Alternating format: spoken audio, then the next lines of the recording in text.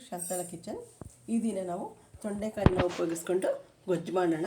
ತೊಂಡೆಕಾಯಿಯಿಂದ ಗೊಜ್ಜು ಮಾಡ್ಬೋದು, ಪಲ್ಯ ಮಾಡ್ಬೋದು, ಮತ್ತು ಸಾಂಬಾರು ಕೂಡ ಮಾಡ್ಬೋದು. ಇದರಿಂದ ಒಂದು ಗೊಜ್ಜು ಮಾಡೋಣ. ಇದು ದೋಸೆ, ಚಪಾತಿ ಎಲ್ಲದಕ್ಕೂ ಕೂಡ ಚೆನ್ನಾಗಿರುತ್ತೆ. ಈಗ ಮೊದಲಿಗೆ ನಾವು ಅದಕ್ಕೆ ಮಸಾಲೆನ ಪೇಸ್ಟ್ ಮಾಡ್ಕೊಳ್ಳೋಣ. ಮೊದಲಿಗೆ ನಾವು ಅದಕ್ಕೆ ಬೇಕಾಗಿರುವಂಥ ಮಸಾಲೆನ ರುಬ್ಕೊಳ್ಳೋಣ. ಇಲ್ಲಿ ಒಂದು 2 ಸ್ಪೂನಷ್ಟು ಹುರ್ಗಡ್ಲೆ ತೊಗೊಂಡಿದ್ದೀನಿ. ಹುರ್ಗಡ್ಲೆ ಹಾಕೋದು ತಿಕ್ನೆಸ್ ಬರಲಿ ಅಂತ ಸ್ವಲ್ಪ ಜೀರಿಗೆ ತೊಗೊಂಡಿದ್ದೀನಿ.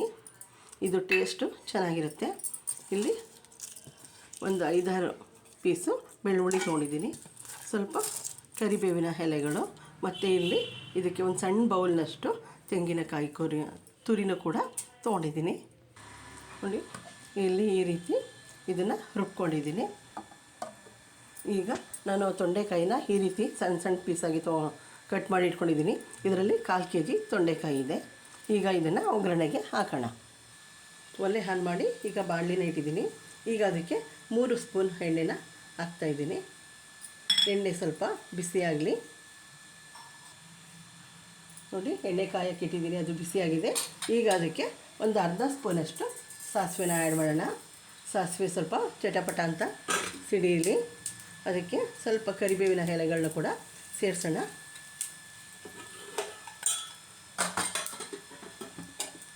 ನೋಡಿ, ಸಾಸಿವೆ ಚಟಪಟ ಅಂತ ಸಿಡಿತಾ ಇದೆ.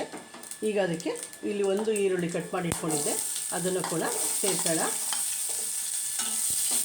ಈರುಳ್ಳಿ 1-2 ಸೆಕೆಂಡು ಸ್ವಲ್ಪ ಫ್ರೈ ಆಗಲಿ. ಈಗ ಅದಕ್ಕೇ ಕಟ್ ಮಾಡ್ಕೊಂಡಿರುವಂಥ ತೊಂಡೆಕಾಯಿನೂ ಕೂಡ ಸೇರಿಸೋಣ. ನೋಡಿ, ತೊಂಡೆಕಾಯಿ ಹಾಕಿದ್ದೀನಿ ಒಗ್ಗರಣೆಗೆ. ಅದು ಸ್ವಲ್ಪ ಎಣ್ಣೆಯಲ್ಲಿ ಫ್ರೈ ಆಗ್ತಾಯಿದೆ. 1-2 ನಿಮಿಷ ಇದನ್ನು ಸ್ವಲ್ಪ ಈಗ ಎಣ್ಣೆಯಲ್ಲಿ ಬಾಡಿಸ್ಕೊಳ್ಳೋಣ. ಆಗ ಟೇಸ್ಟು ಚೆನ್ನಾಗಿರುತ್ತೆ. ಈಗ ಅದಕ್ಕೆ ಕಟ್ ಮಾಡ್ಕೊಂಡಿರುವಂಥ 2 ಟೊಮೊಟೊನ ಸೇರಿಸ್ತಾ ಇದ್ದೀನಿ.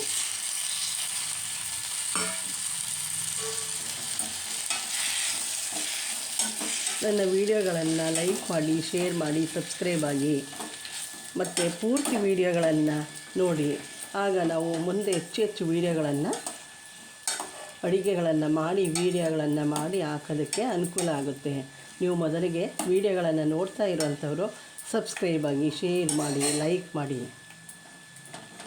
ಈಗ ಇದು ಫ್ರೈ ಆಗ್ತಾಯಿದೆ. 1-2 ನಿಮಿಷ ಸ್ವಲ್ಪ ಹಾಗೇ ಎಣ್ಣೆಯಲ್ಲಿ ಫ್ರೈ ಆಗಲಿ. ಈಗ ತೊಂಡೆಕಾಯಿ ಸ್ವಲ್ಪ ಎಣ್ಣೆಯಲ್ಲಿ ಫ್ರೈ ಆಗಿದೆ. ಈಗ ಅದು ಬೇಯೋದಕ್ಕೆ ಸ್ವಲ್ಪ ನೀರನ್ನ ಸೇರಿಸೋಣ.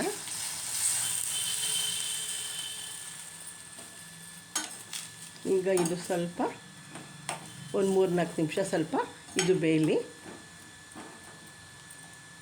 ನೋಡಿ, ತೊಂಡೆಕಾಯಿ ಬೇಯ್ತಾ ಇದೆ. ಇನ್ನೂ ಸ್ವಲ್ಪ ಬೇಯಬೇಕು. ಈಗ ಅದರ ಜೊತೆಗೆ ಸ್ವಲ್ಪ ಖಾರದ ಪುಡಿ ಹಾಕ್ತೀನಿ. ನಾನು ಮಾಮೂಲಿ ಸಾಂಬಾರು ಖಾರದ ಪುಡಿನೇ ಯೂಸ್ ಮಾಡ್ತಾಯಿದ್ದೀನಿ. ಇದು ಒಂದು 3 ಸ್ಪೂನ್ ಅಷ್ಟು ಹಾಕ್ತಾಯಿದ್ದೀನಿ. ತೊಂಡೆಕಾಯಿ ಜೊತೆಗೆ ಖಾರದ ಪುಡಿನೂ ಕೂಡ ಹೊಂದ್ಕೊಂಡು ಬೆಂದರೆ ಖಾರದ ಪುಡಿಯಲ್ಲಿರುವಂಥ ಹಸಿ ವಾಸನೆಯೂ ಕೂಡ ಹೋಗುತ್ತೆ. ತೊಂಡೆಕಾಯಿ ಈಗ ಅರ್ಧಂಬರ್ಧ ಬೆಂದಿದೆ. ನಾನು ಸ್ವಲ್ಪ ಬೇಯಬೇಕು. ಅದರ ಜೊತೆಗೆ ಹಾಕಿರುವಂಥ ಈ ಖಾರದ ಪುಡಿನೂ ಕೂಡ ಹೊಂದ್ಕೊಂಡು ಬೇಯುತ್ತೆ. ಇನ್ನೊಂದು 2-3 ನಿಮಿಷ ಈಗ ಇದು ಸ್ವಲ್ಪ ಬೇಯಲಿ. ನೋಡಿ, ತೊಂಡೆಕಾಯಿ ಖಾರದ ಪುಡಿ ಎಲ್ಲ ಹಾಕಿದ್ವಲ್ಲ, ಈಗ ಅದು ಬೆಂದಿದೆ. ಈಗ ಅದಕ್ಕೆ ನಾವು ಈ ರುಬ್ಕೊಂಡಿದ್ವಲ್ಲ ಈ ಮಸಾಲೆನ ಆ್ಯಡ್ ಮಾಡೋಣ.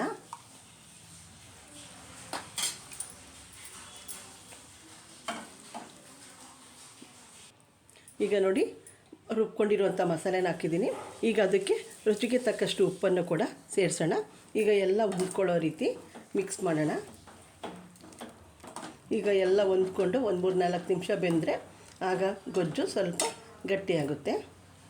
ಅಂದರೆ ಇದು ತೊಂಡೆಕಾಯಿ ಬೇಯೋದು ಸ್ವಲ್ಪ ನಿಧಾನ ಅನಿಸಿದ್ರೆ ನೀವು ಕುಕ್ಕರ್ನಲ್ಲಿ ಹಾಕ್ಬಿಟ್ಟು 1 ವಿಷಲ್ ಕೂಗಿಸ್ಕೊಂಡು ಆಮೇಲೆ ನಂತರ ಒಗ್ಗರಣೆಗೆ ಈ ರೀತಿ ಹಾಕಿದ್ರೂ ಕೂಡ ಅದು ಬೇಗ ಆಗುತ್ತೆ. ಈಗ ಎಲ್ಲ ಉಪ್ಪು ಎಲ್ಲ ಕೂಡ ಈಗ ಹೊಂದ್ಕೊಂಡು 1-2 ನಿಮಿಷ ಇದು ಬೇಯಬೇಕು. ನೋಡಿ, ತೊಂಡೆಕಾಯಿನ ಗೊಜ್ಜು ಎಲ್ಲ ರೆಡಿಯಾಗಿದೆ. ಉಪ್ಪು, ಖಾರ, ಹುಳಿ ಎಲ್ಲ ಹೊಂದ್ಕೊಂಡು, ಅಂದರೆ ಟೊಮೊಟೊ ಹಣ್ಣಲ್ಲಿ ಹಾಕಿದ್ದೀನಲ್ಲ ಅದೇ ಹುಳಿ ಸಾಕು. ತೊಂಡೆಕಾಯಿಲ್ಲೂ ಸ್ವಲ್ಪ ಹುಳಿ ಅಂಶ ಇರುತ್ತೆ. ಅಕಸ್ಮಾತ್ ನಿಮಗೆ ಹುಳಿ ಇನ್ನೊಂದು ಸ್ವಲ್ಪ ಬೇಕು ಅನಿಸಿದ್ರೆ ಸ್ವಲ್ಪ ಹುಣಸೆ ಹಣ್ಣನ್ನು ಕೂಡ ಸೇರಿಸ್ಕೊಳ್ಳಿ. ನನ್ನ ಈ ವಿಡಿಯೋ ಇಷ್ಟ ಆದಲ್ಲಿ ಲೈಕ್ ಮಾಡಿ, ಶೇರ್ ಮಾಡಿ, ಸಬ್ಸ್ಕ್ರೈಬ್ ಆಗಿ. ಈಗ ಇದನ್ನು ಒಲೆ ಆಫ್ ಮಾಡಿ ಒಂದು ಬೌಲ್ಗೆ ಸ್ವಲ್ಪ ಶಿಫ್ಟ್ ಮಾಡೋಣ.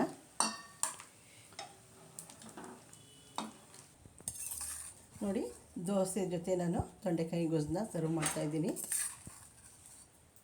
ದೋಸೆ, ಚಪಾತಿ ಮತ್ತು ರೈಸ್ಗೂ ಕೂಡ ಇದು ಚೆನ್ನಾಗಾಗುತ್ತೆ. ಮತ್ತು ಇನ್ನೊಂದು ಸ್ವಲ್ಪ ಆರಿದ ಮೇಲೆ ಇನ್ನೊಂದು ಸ್ವಲ್ಪ ತಿಕ್ನೆಸ್ ಬರುತ್ತೆ, ಆಗ ಇನ್ನೂ ಕೂಡ ಟೇಸ್ಟು ಚೆನ್ನಾಗಿರುತ್ತೆ. ನನ್ನ ಈ ವಿಡಿಯೋ ಇಷ್ಟ ಆದಲ್ಲಿ ಲೈಕ್ ಮಾಡಿ, ಶೇರ್ ಮಾಡಿ, ಸಬ್ಸ್ಕ್ರೈಬ್ ಆಗಿ. ನನ್ನ ವಿಡಿಯೋವನ್ನು ನೋಡಿದ್ದಕ್ಕಾಗಿ ಧನ್ಯವಾದಗಳು.